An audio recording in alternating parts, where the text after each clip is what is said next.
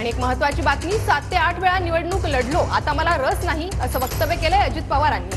जय पवारांच्या बारामतीतील उमेदवारीवर विचार करू असंही अजित पवार म्हणाले। पार्लमेंटरी बोर्ड आणि कार्यकर्त्यांची मागणी पूर्ण करू असं वक्तव्य अजित पवार यांनी केलंय। तर बारामतीमधून निवडणूक न लढण्याचे अजित पवार यांनी संकेत दिलेले आहे।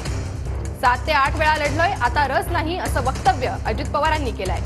बारामतीमधून अजित पवारांऐवजी जय पवार लढण्याची शक्यता वर्तवण्यात येते।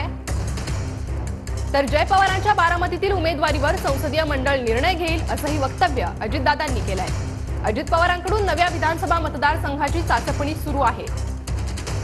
तर कर्जत जामखेडमधून माझ्या विरोधात पवार कुटुंबातला उमेदवार देणार असं वक्तव्य रोहित पवारांनी केलंय। कर्जत जामखेडमधून अजित पवारांच्या चाचपणीचे रोहित पवार यांनी संकेत दिलेत।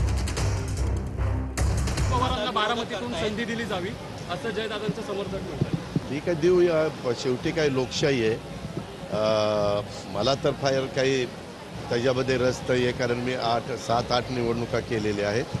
त्याच्या संदर्भामध्ये जर आमच्या जनतेचा तसा कल असेल कार्यकर्त्यांचा, तर पार्लमेंटरी बोर्डामध्ये जरूर तोही विचार केला जाईल। पण पॉझिटिव्ह आहात का जय पवारांना पार्लमेंटरी बोर्ड आणि त्या भागातले कार्यकर्ते जे काही मागणी करतील ते करायला आम्ही तयार आहोत।